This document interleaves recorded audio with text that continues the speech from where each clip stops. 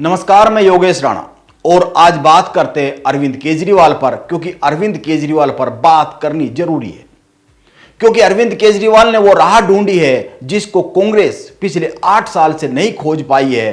भाजपा को भाजपा की राह पर ही चलकर थोड़ा बहुत रोका जा सकता है मौजूदा देश के राजनीतिक समीकरणों में। यह बात मैं कहता रहा हूं, भाजपा आज जिस राजनीतिक लाइन पर है उसको छोटा नहीं किया जा सकता है, हां उसको बड़ा किया जा सकता है, यानी उसके बाजू में एक बड़ी लाइन खींची जा सकती है। भाजपा की लाइन को भाजपा की लाइन पर चलकर ही बड़ा किया जा सकता है और यह काम अरविंद केजरीवाल करते हुए पिछले काफी महीने से दिख रहे हैं, काफी समय से साफ साफ दिख रहे हैं। कैसे, इस पर आने से पहले आप कुछ बिंदुओं पर गौर कर लीजिए। पहली बात, दिल्ली के मुख्यमंत्री और आम आदमी पार्टी के संयोजक अरविंद केजरीवाल ने एक प्रेस कॉन्फ्रेंस की जिसमें उन्होंने भारत सरकार और प्रधानमंत्री नरेंद्र मोदी से एक मांग की। उन्होंने कहा कि भारतीय नोटों पर एक और महात्मा गांधी और दूसरी तरफ भगवान गणेश और देवी लक्ष्मी की फोटो तस्वीर लगाई जाए। अरविंद केजरीवाल का कहना है कि आज देश की अर्थव्यवस्था नाजुक दौर से गुजर रही है। डॉलर के मुकाबले रुपया कमजोर होता जा रहा है। केंद्र सरकार फैसला ले, ऐसा करने से पूरे देश को भगवान गणेश और देवी लक्ष्मी का आशीर्वाद मिलेगा। यह अरविंद केजरीवाल ने मांग की है। इस मांग के बहुत सारे मतलब निकाले जा रहे हैं, इसीलिए इस पर बात करनी चाहिए। कई लोग इसको गुजरात चुनाव से भी जोड़कर देख रहे हैं, लेकिन क्या यह बात केवल गुजरात चुनाव तक ही सीमित है? इसके वहां लाभ मिलते हुए दिख रहे या इसका मतलब देश की पूरी राजनीति से भी कहीं पर जुड़ता हुआ दिख रहा है?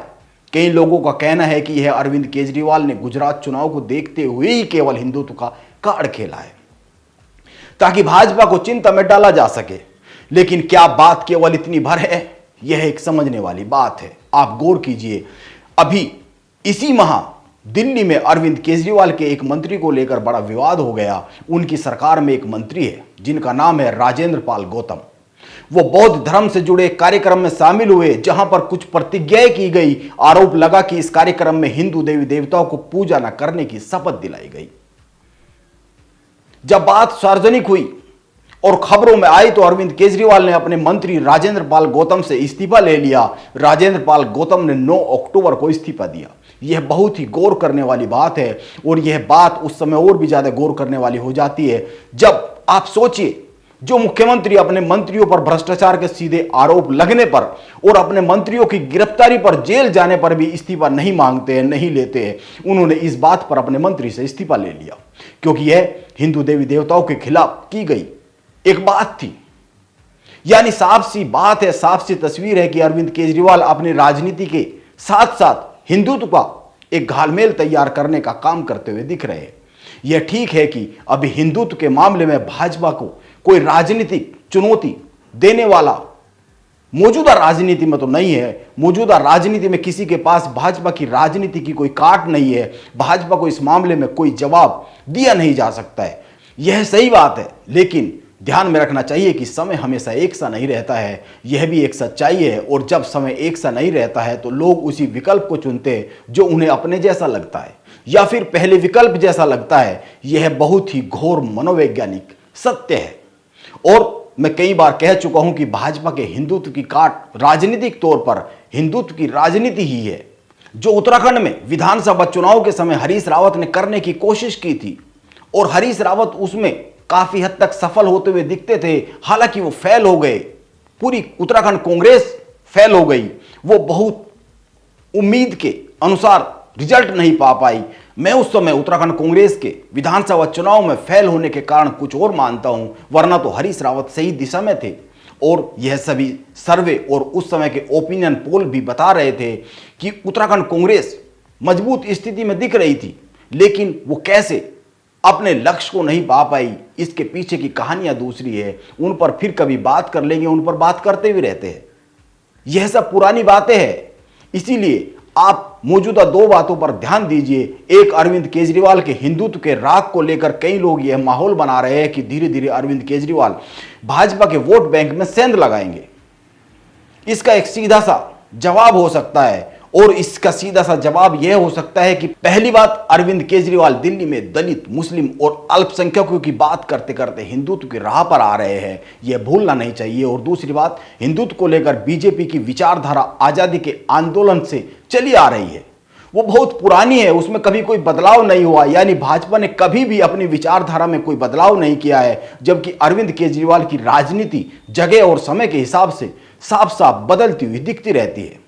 और अन्य बात पर भी गौर किया जाना चाहिए, और वो यह है कि भाजपा की हिंदुत्व की इस विचारधारा को बहुत ही व्यापक स्तर पर व्यापक स्वरूप देने का काम आरएसएस करता है। और इसके विपरीत अरविंद केजरीवाल के पास कोई ऐसा वैचारिक संगठन नहीं है। हाँ, वो हिंदुत्व की बात कर कुछ लोगों को आकर्षित तो कर सकते हैं, लेकिन वो इतने गहरे तक नहीं पहुंच सकते जितने गहरे तक भाजपा की बात पहुंचती है। और एक बात और ध्यान में रखनी चाहिए, जो लोग कह रहे हैं कि अरविंद केजरीवाल गुजरात में भाजपा को चिंता में डाल सकते हैं, उनके लिए यह ध्यान में रखना जरूरी है कि गुजरात में अरविंद केजरीवाल को जितना वोट अधिक मिलेगा उतना ही कांग्रेस को नुकसान होगा। हो सकता है भाजपा को भी कुछ नुकसान हो, लेकिन मेरा मानना है कि त्रिकोण बनने पर कांग्रेस को ज्यादा नुकसान होगा। आप दिल्ली, पंजाब को ध्यान में रखते हुए इस बारे में सोच सकते हैं, साफ साफ से एक तस्वीर बना सकते हैं। जब आप गुजरात में त्रिकोण की बात करेंगे तो दिल्ली और पंजाब को भी ध्यान में रखिए, वहां पर जब त्रिकोण बना तो क्या हालात बने। आज कांग्रेस किस स्थिति में है, यानी कि अरविंद केजरीवाल बड़ा नुकसान किसको पहुंचाते हुए भारत की राजनीति में दिख रहे हैं, ये बहुत समझने वाली बात है। इन प्रदेशों में कांग्रेस को अधिक नुकसान हुआ है, भाजपा को कम नुकसान हुआ है। यह एक बहुत ही सीधा सा राजनीतिक समीकरण है। हाँ, मैं ये मानता हूं कि अरविंद केजरीवाल जिस राह पर है, जिस हिंदुत्व की राह पर है, और साथ में गरीबों को लाभकारी योजनाओं की राजनीति के साथ है, जिसको मुफ्त की रेवड़ियां आज कहा जा रहा है, इन दोनों बातों को राजनीतिक तौर पर देखते हैं तो एक राजनीतिक घालमेल बनता है जो अरविंद केजरीवाल के पक्ष में जाता हुआ दिखता है। भले ही अभी कम, लेकिन कुछ दूरी पर जाकर कुछ समय बाद जाता हुआ दिखता है, क्योंकि मौजूदा समय में भाजपा भी इसी लाइन पर है।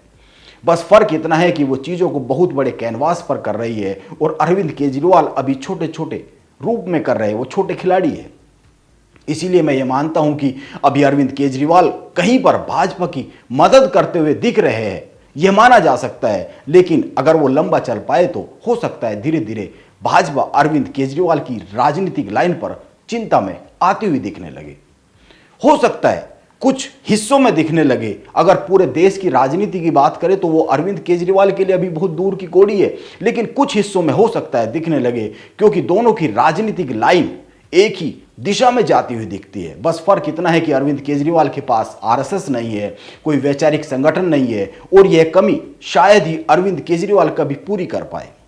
इसीलिए मैं तो यही कह सकता हूं कि अरविंद केजरीवाल की लाइन एकदम सही है, लेकिन इसमें एक बड़ा फर्क यह है कि जब अरविंद केजरीवाल हिंदुत्व की बात करते हैं तो बहुत से लोग इसे राजनीति मानते हैं, और भाजपा करती है तो बहुत कम लोग ऐसे हैं जो इसे राजनीति मानते हैं।